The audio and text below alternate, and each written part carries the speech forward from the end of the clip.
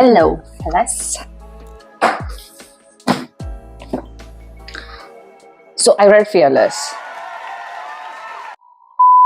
Hi everyone, welcome back to my channel. I am Krishna Sudhir, and today I'm here with one of the most anticipated reads of 2025. So I got hold of Fearless on the day of its release. I actually thought I would order it online, but I happened to be in a bookstore in Mumbai, and I just went in and searched for books, and I just found it sitting there. I did not expect this to be there in bookstores in India this early, or I did not know enough where to search. But it was there, and I bought it. I came back home and I started reading it. It did take me a week or more to finish it, but I finished it yesterday, and I have some thoughts. Now, disclaimer, if you have already bought the book, please wait until you finish reading to watch the review. Now, if you were thinking, should I spend money on this book? Or you're like on the edge of whether you should buy this or not, then maybe watch the video and then decide. Like if you're a person who wants to see at least if it's worth it before you buy it, then maybe watch the video before you buy it.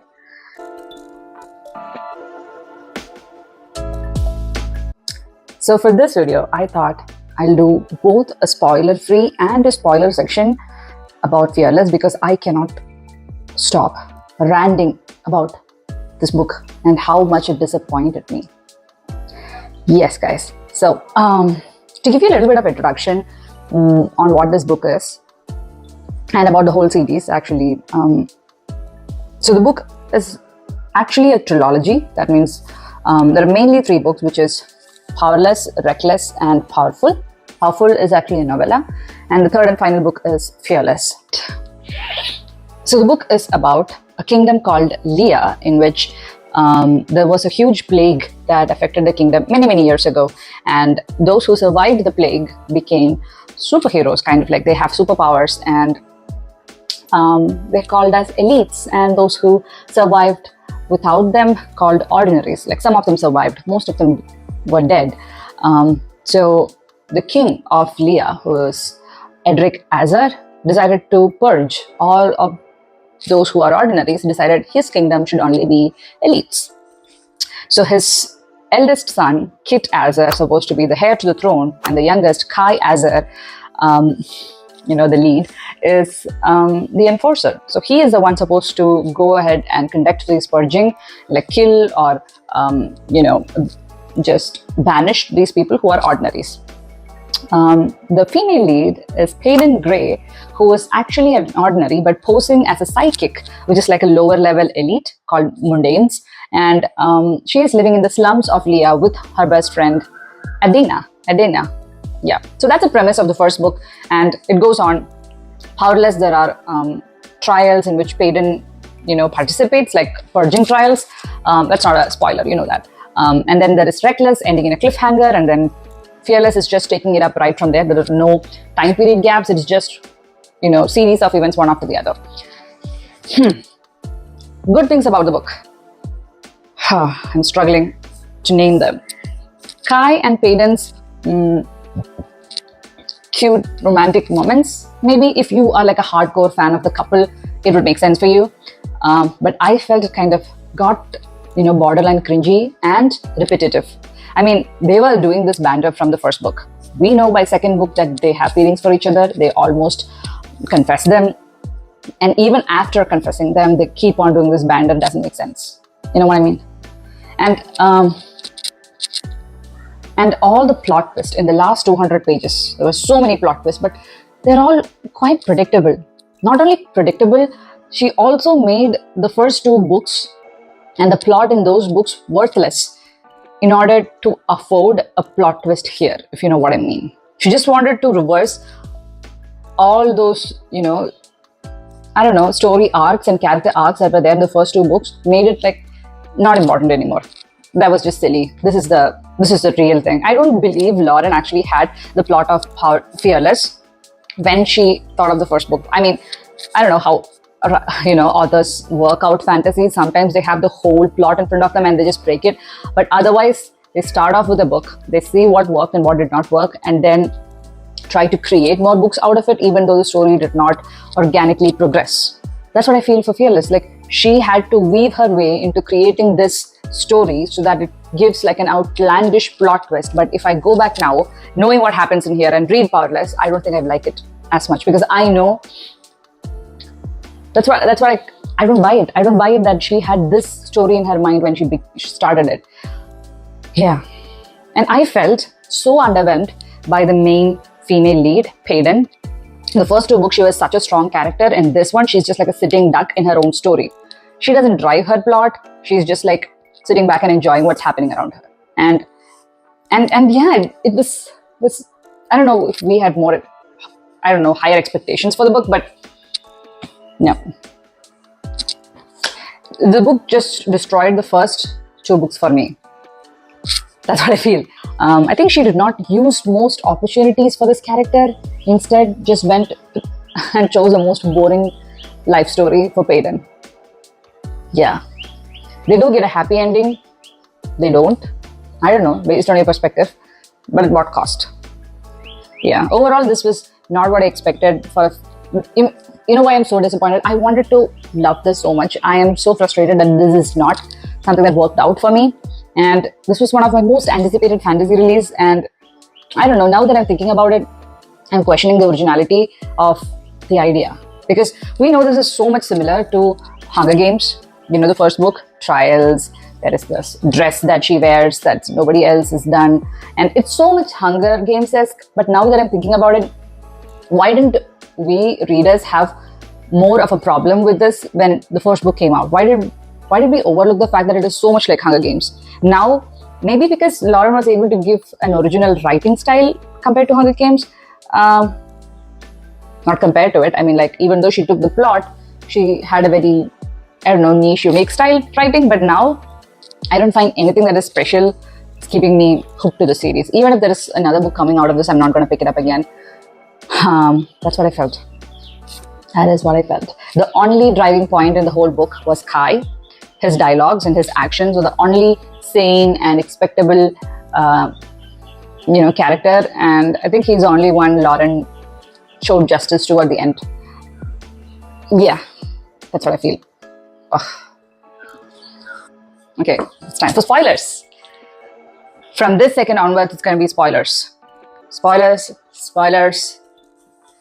Close out the video. Come back when you've read the book.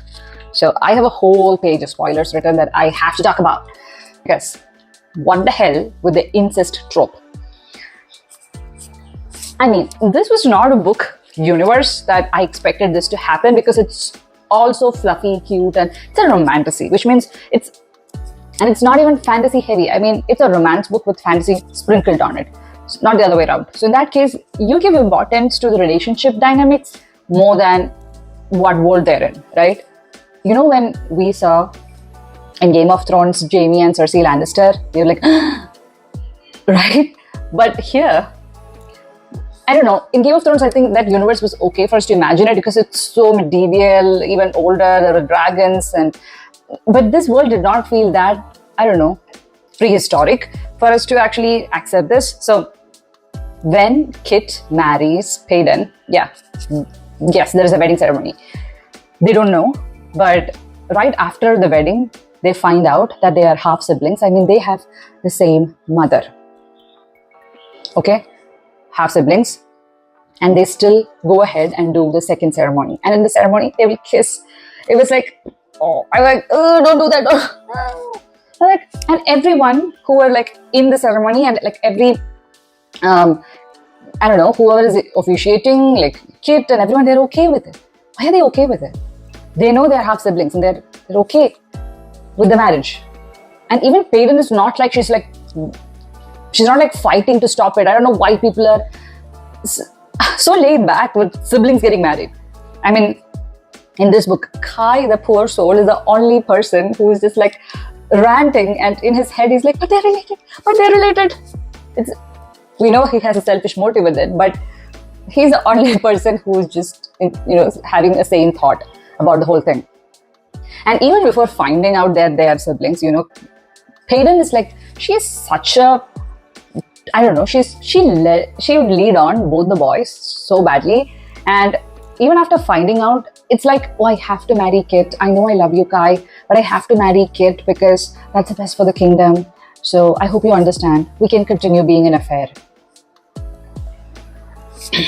And I'm like, I'm not telling that they shouldn't do this, or this is like a red flag for the whole book. But I'm like, if it was the other way around, if Kai said this to Pei and saying that, I have to marry another girl, but I can keep you as an affair. Yeah, the book community and maybe the fandom would go nuts on what the plot was, but this is okay.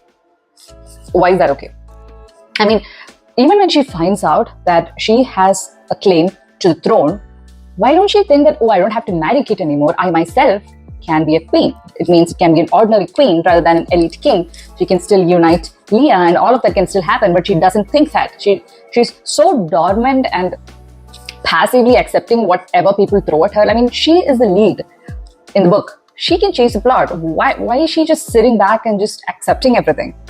That was so frustrating to read such a weak and dumb lead, is what I feel. And she was not like this in the first two books. That is even more disappointing.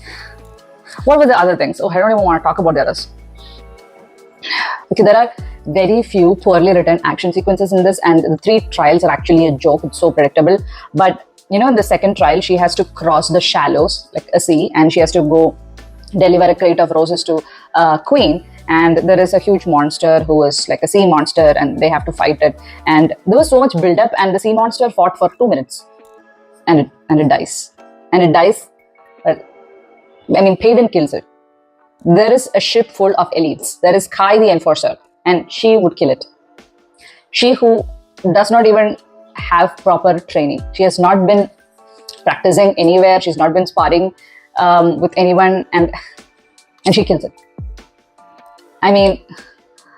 No, it's so not believable. I don't feel like she is like a strong warrior kind in this book at all, because there is no way she's like, to blow off steam, she would go to the training ground. No, she's not. She's sneaking around with Kai. That's the only thing she's doing. And, the whole moral ground of this couple is so questionable, but that's fine. In the second book, there is a scene in Poppy Field where we all expected something to happen for this couple. It did not happen. It's a YA book, so there is a limit to which stuff can happen. But in the third book, it does happen, but they do it on top of his dead sister's grave. Under the willow tree, they do it there. I don't know, whatever works for them, but I was like, he is so emotional about his sister's grave and the authenticity and the purity of that place, and they go and do this there. I was like, I don't know if this is like specific personal things that icked me, but Lauren, you could have done so much more. Okay, and the villain story of Kit, again, I know, it's spoilers, it. Kit would turn out to be like an insane villain. But him losing his mind and having that, I think maybe the next novella is Kit's villain origin story maybe, but I don't have enough data to be convinced to see Kit doing doing stuff the way he does. Like, why? We get introduced to a new POV, Edric Azar, the dead king. Who cares? Who cares? He is dead, and I don't know. I've seen people actually reading this and sobbing. They are sobbing properly, crying throughout the book. I'm happy for them. Good for you that you found what the author meant, as in you connected to them emotionally. I am so frustrated it did not work for me, like I said, but these are my problems. Guys, if you have read this, please comment down below what I missed. Should I read the whole series from the beginning? I don't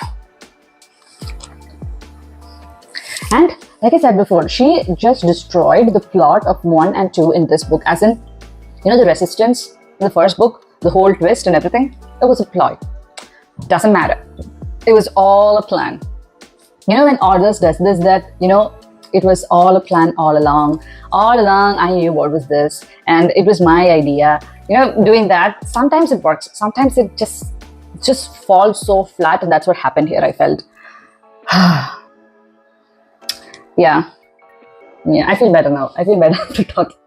I know people are taking their time reading this book, and they are And I think I'm kind of early reviewing it, not seen so many reviews of this, but I've been able to relate to many people's review. And thank God there are people who feel this. But if you have the book, girls, speed up. Please read. Tell me if I am insane or not. I was also like very disappointed with how she decided to end the book. There is an epilogue which is supposed to be like a happy ending. Few years ahead, they have a kid and they name the kid Kit. The kid who tried to kill Hayden many times, plotted against her, emotionally traumatized Kai, and ultimately he killed him and named the child Kit. Questionable choices, Lauren, throughout. I mean, why? I often think sometimes publishing companies, they force authors to, pump out books every year and not give them the enough creative time and space to finish their story. If that was the case, then I don't know, and I feel sorry for her. But such a young author getting so much hype for a book, and now I'm like questioning the whole originality of the idea. I know that's sad, but I think I want to read Hunger Games now, the whole series. I've never read the books, I've only watched the series, which is why I feel such a huge FOMO when Sunrise and the Reaping is out. Now I can't read it because I have no clue what's Haymit's story supposed to be like. I am digressing. Anyway, we are here to talk about Fearless. That's all I have. I was struggling to find good things to talk about this book, and I ended up finding very few. Yep. I continued the book because there was an intrigue on these roses. So there was always this, foreshadowing about roses. And it's also in the cover. By the way, it's a beautiful cover. So I kept reading it to find out what's the mystery behind it, and it turns out not at all interesting. Such a boring mystery. Not even a mystery. It's just a symbol. There's no substantial reason behind it. So yeah, this turned out to be such a negative review. That's not how I intended when I started it. But now that I'm ranting about it, that's what I feel. I promise the other reviews would not be this negative. Yeah, there are a couple of interesting new releases that are coming. We have Great Big Beautiful Life by Emily Henry, Say You Remember My Name, I think, by Abby Amenes. Obviously, I don't have them yet. They are not available here. If they are available, I don't know, tell me where you can get it. I don't see them in bookstores, but I think we'd get it in Amazon by the end of the month. And I'm definitely planning to review them. They are anticipated reads for me. But other than that, I just read 2 books this month so far. Another fantasy book and Fearless. So I don't know, it's such a slow reading month for me because I'm drowning in work. But there is another video that I'm planning by the end of this month, which is going to be like a huge book haul. I never do book hauls, and I think it's be the first one shooting one, filming, for a video. When I buy books, it will be like maximum 5 books at a time because I can't have this huge unread bookshelf. But I splurged and I got gifted a few books for my birthday. So I'll do an unboxing of those books. I mean, if you like watching, book haul videos. I can't promise I'll do more in this channel, but every year I'll try to do one for my birthday. Yep. So that's all. That's all I had to talk about Fearless. Turned out to be a rant review rather than... Anyway, let me know if you read the book. What did you feel? Did you enjoy the book? Am I alone in this club? If you want to join the club and have validation, please comment down below. I'm going to support you. And if you are still here, if you have watched till the end, you might as well subscribe and support the channel. Until I catch you all in my next video. Bye-bye.